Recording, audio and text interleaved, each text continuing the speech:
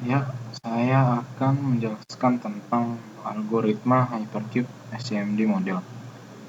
Nama saya Andi Kumbara Putra, kelas 4312.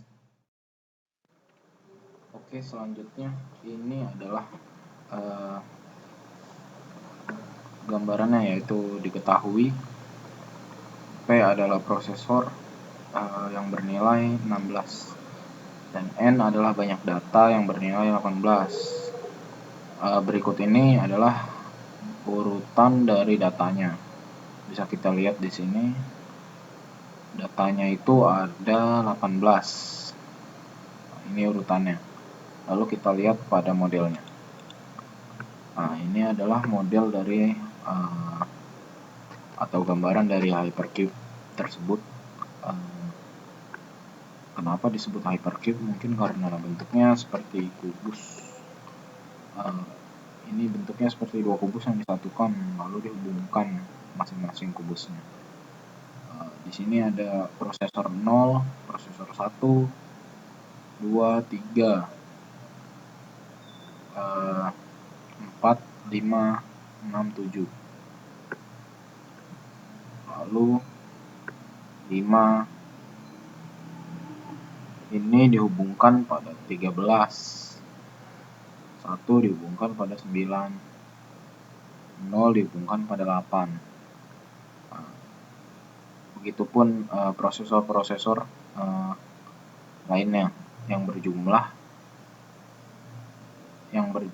tadi itu prosesornya 16. Maka prosesor akhir itu 15 karena prosesor awal itu dimulai dari 0. Nah, pertama itu kita masukkan datanya. Data pertama itu 3. Maka kita masukkan pada prosesor 0. Setelah itu pada prosesor 1 kita masukkan angka 2. Begitu selanjutnya sampai ke prosesor 15. Nah, karena datanya ada 18, jadi melebihi 2 dari prosesornya, maka kita akan letakkan nilai data yang terakhir itu 9 dan 7 itu pada prosesor 0 dan 1 karena kembali ke awal lagi. Jadi di sini ada local value 1 itu 3, local value 2 itu 9. Begitu juga pada prosesor 1. Local value 1 dan local value 2. Ya, setelah tadi saya jelaskan model dari bentuk Hypercube tersebut, sekarang saya akan menjelaskan ini adalah contoh dari logika Hypercube tersebut. Nah, di sini ada variabel parameter, itu variabelnya n. N itu adalah tadi jumlah data yang ditambahkan, dan variabel p yaitu jumlah prosesor. Di sini ada variabel global yaitu j, variabel lokal yaitu local set size, local value 1 n per p. Itu adalah sebuah array, lalu sum dan tmp. Lalu kita akan bahas di sini ada sebuah logik, yaitu mulai untuk semua p i itu adalah yang tadi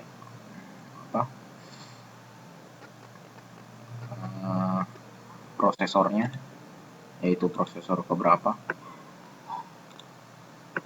di mana 0 kecil dari sama dengan i, kecil dari sama dengan p min 1. Jika hal tersebut memenuhi, maka kita akan melakukan proses ini. Proses ini yaitu jika i kecil dari n modulo p, maka akan dilakukan local set size, yaitu didapatkan dari n per p dibulatkan ke atas.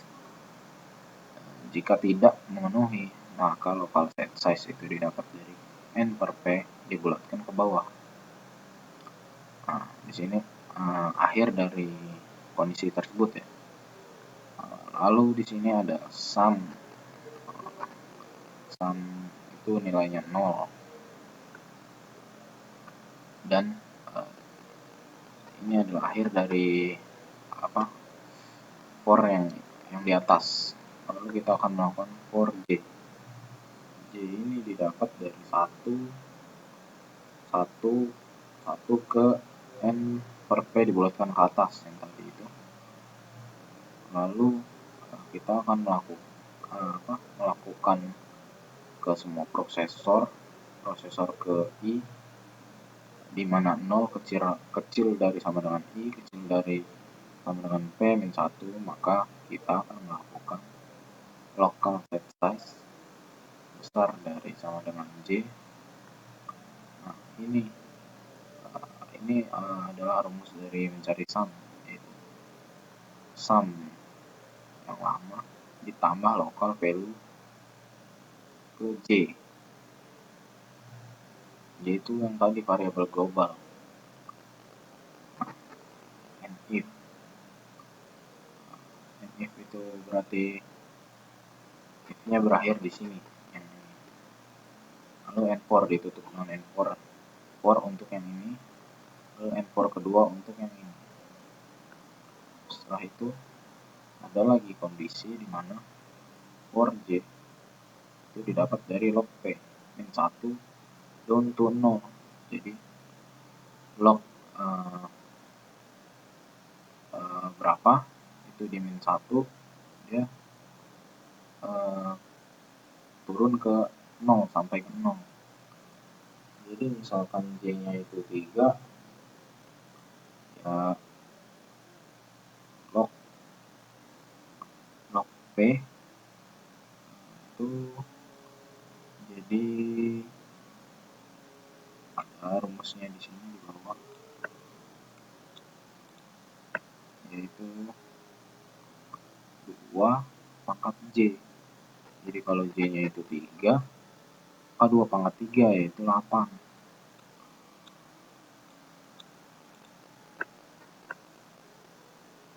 Nah, ini 8. Jadi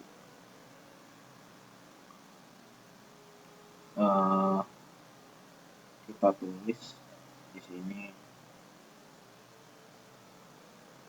itu log P-nya maksud saya log P di sini itu log P dari jumlah prosesornya tadi 16, log P-nya berarti log 16. Log 16 itu 4 min 1 3. Jadi 3 down to 0. Jadi 3 down to 0, 3 2 1. Maka dilakukan kondisi ini. Nah, untuk lebih jelas saya akan menuju ke tabel. Ini merupakan tabelnya. Ini P0 itu tadi di sini P0.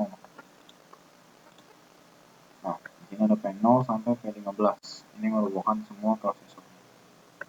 I itu merupakan variabel dari indeks prosesor. Jadi I0 didapat dari sini P0. I1 didapat dari sini P1. Nah, selanjutnya saya akan menjelaskan tentang local set size. Cara untuk menentukan local set size yaitu hasil dari pembulatan N per P, di mana N 18 dan P itu 16. Hasilnya 1, sekian dibulatkan jadi 1. Lalu kita tulis di sini local set size-nya 1. Semua prosesor sama. Kita lihat lagi selanjutnya. Sum. Di sini sumnya itu 0. Dari mana nilai sum 0? Kita lihat lagi ke kondisi yang tadi, logiknya. Sum itu 0. Di sini aturannya memang dikondisikan sumnya itu 0. Jadi kita tulis di semua prosesornya itu sumnya itu 0. Nah, selanjutnya di sini ada local value 1. Local value 1, local value 1 pada prosesor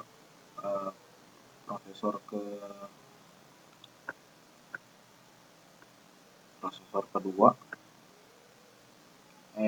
maksud saya prosesor 1, prosesor 0. Ini dapat dari data yang tadi saya sudah buat, data awal. Ini urutan datanya, tinggal kita tulis pada tabel ini. Nah, ini adalah local value 2 itu didapat karena tadi jumlah data kita melebihi prosesornya, jadi kita tulis di prosesor 0 dan prosesor 1. Selanjutnya sum kedua ini didapat dari penjumlahan sum lama ditambah dengan local value. Local value kita di sini berapa? 9 dan 3. 9 dan 3 itu kita tambahkan dengan 0, sudah 11. Begitu juga ke seluruh prosesornya, dari prosesor 0 sampai prosesor 15. Kita melakukan cara yang sama, ditambahkan semua nilai sum dari sum penjumlahan yang lama dengan local value. Nah, ini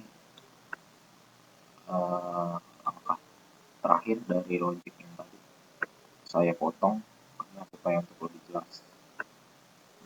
Tadi kan saya sudah jelaskan kalau for J itu didapat dari log P. Log P-nya itu tadi prosesor adalah berjumlah 16, jadi log 16 dikurang 1 down to 0.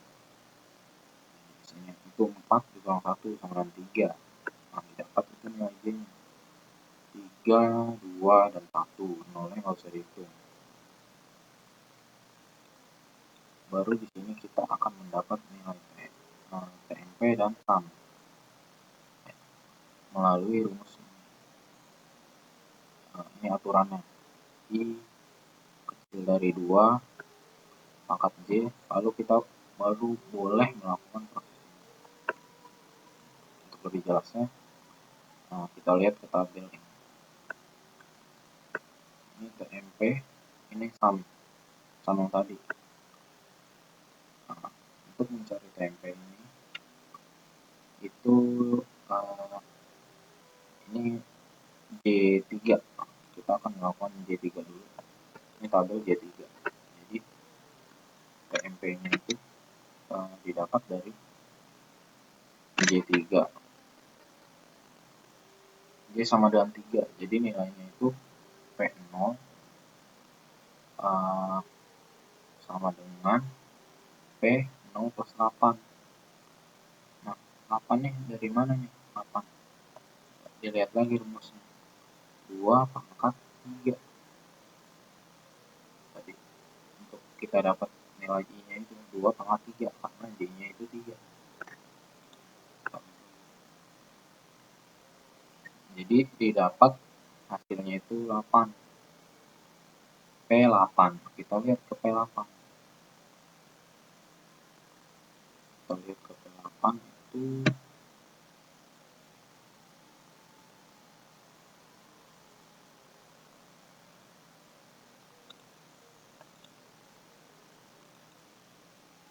maaf, tadi saya lupa mengganti dari nilainya. Kita lihat lagi P8. P8 itu kita lihat P8 itu sumnya berapa nilainya? 5. Lalu kita taruh nilai 5 ini pada TMP di sini. Nah, karena 2 pangkat J-nya itu tadi 8, karena J-nya itu banyak 3, jadi hasilnya 8. Kita akan melakukan pada ke-8 prosesor. Jadi prosesor 0, 1, 2, 3, 4, 5, 6, dan 7. kita hitung semua TMP-nya. Karena kita lihat pada rumus ini hanya diperbolehkan melakukan ini jika kita memenuhi kondisi if ini. Ya, jadi 2 pangkat 3 itu 8. Jadi kita menghitung I itu kecil dari 8. Jadi 8 prosesor tersebut yang boleh kita hitung. Selanjutnya kita akan menghitung P1. Cara menghitungnya sama tadi. P1 itu sama dengan P1 ditambah 8. Jadi P9 kita lihat. P9 ini samanya berapa? Samanya di sini itu 8. Maka di sini kita akan tulis dari nilai tempenya itu 8. Nah, selanjutnya kita ke P2. P2 kita masukkan ke rumusan tadi ini P2. Jadi P dalam kurung 2 ditambah 8 pada P10. 10 itu di sini sama minus 4. Kita tulis di sini minus 4. Begitu selanjutnya pada prosesor yang lain kita lakukan dengan cara yang sama. Ke 8 prosesor itu dari prosesor 0 sampai 7 bisa kita lihat di sini tempenya. Nah, selanjutnya kita akan mencari J2-nya. Jadi J3 itu sudah selesai, jadi kita cari J2-nya. Karena J-nya 2, jadi tadi 2 pangkat 2, jadi 4. Hanya 4 prosesor yang kita hitung nilai dari TMP-nya. Seperti yang tadi saya jelaskan, itu karena kondisi if-nya. Kondisi if-nya yang membolehkan kita dihitung dari 2 pangkat J. Tadi kita hitung P0. P0 itu P0 ditambah 4. 4 dari mana? Dari 2 pangkat 2. J-nya 2 dan rumusnya itu 2 pangkat J. Jadi 4 berapa? P4 kita lihat. Nilai sumnya berapa sih? P4 3. 3 ini kita tulis pada TMP ini. Min 3 maksudnya. Min 3 kita tulis pada TMP ini min 3. Nah, setelah itu kita lanjut lagi ke P1. P1 tinggal kita rubah angkanya. P1 ini dirubah jadi 1. 1 tambah 4. P5. Kita lihat P5 sumnya berapa? Sumnya itu 1. Jadi kita tulis pada P1 TMP-nya itu 1. Nah, lanjut lagi P2. P2 itu di sini jadi 2 ditambah 4 6. Kita lihat ke P6. P6 itu samanya berapa? Samanya min 2. Kita tulis di sini min 2. Begitu juga pada P3. 3 ditambah 4 7. Kita lihat pada prosesor 7 sama 7. Kita tulis pada TMP prosesor 3. Nah, selesai karena kita hanya menghitung ke 4 prosesor tersebut sesuai kondisinya. Sekarang kita lanjut lagi pada nilai J1. J sama dengan 1. Kita lihat di sini. J sama dengan 1 itu berarti 2 pangkat 1. Jadi hasilnya 2. Kita hanya menghitung 2 prosesor saja. 2 prosesor saja. Dimulai dari P0. P0 itu P dalam kurung 0 ditambah 2. 2 dari mana? 2 pangkat 1. Jadi kita lihat ke P2. P2 sama 5. Kita tulis di sini TMP-nya sama dengan 5. Selanjutnya P1. 1 ditambah 2. 3. Kita lihat ke prosesor 3. Itu sumnya bernilai 6. Jadi kita tulis di sini TMP sama dengan 6. Nah, Itu kira-kira yang saya dapat jelaskan dari sebuah kondisi hypercube SIMD tersebut, dari logik yang saya beri contoh ini. Ini modelnya yang sudah saya jelaskan tadi. Mungkin sekian dari saya. Mohon maaf apabila ada kesalahan. Terima kasih.